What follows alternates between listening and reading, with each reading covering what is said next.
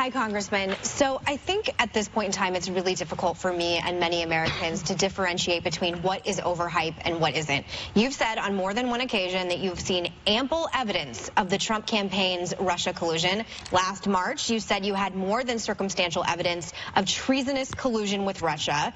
What specifically were you referring to? And please be specific, because if it's true, I do believe Americans have the right to know a year later what that is.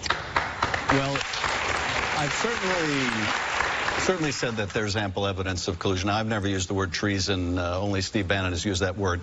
But if you look at the facts that are already in the public domain, they're pretty damning.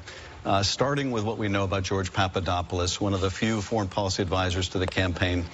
We now know that Papadopoulos was approached by the Russians and told back in April of the election year, even before the Clinton campaign knew, that the Russians had stolen Clinton and DNC emails.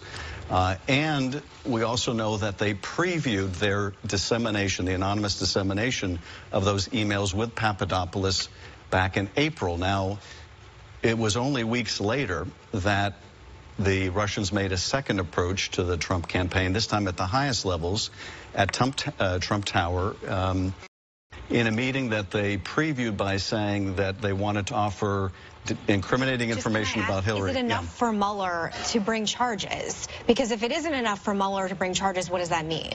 Well, what it means, charges of collusion. This is a very important question, and that is, what's Mueller's job and what's our job? Bob Mueller will make the decision whether there is proof beyond a reasonable doubt to indict and convict people. It is not his responsibility to tell the country what happened. And indeed, there's no guarantee that the country will ever learn what Bob Mueller finds apart from an indictment. Right. It's the job of the Congress to tell the American people what happened.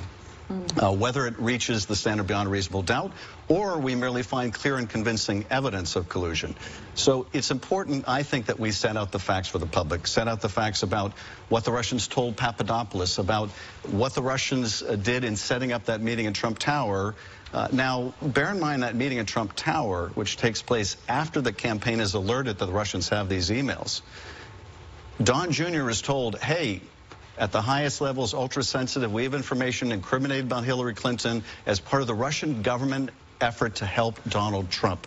That looks a lot like collusion to me. And you're a former federal prosecutor. Yes. I just think if Mueller doesn't end up charging him, it's a lot of smoke and mirrors. Yes, rough. We don't Thank know. you. But we won't know.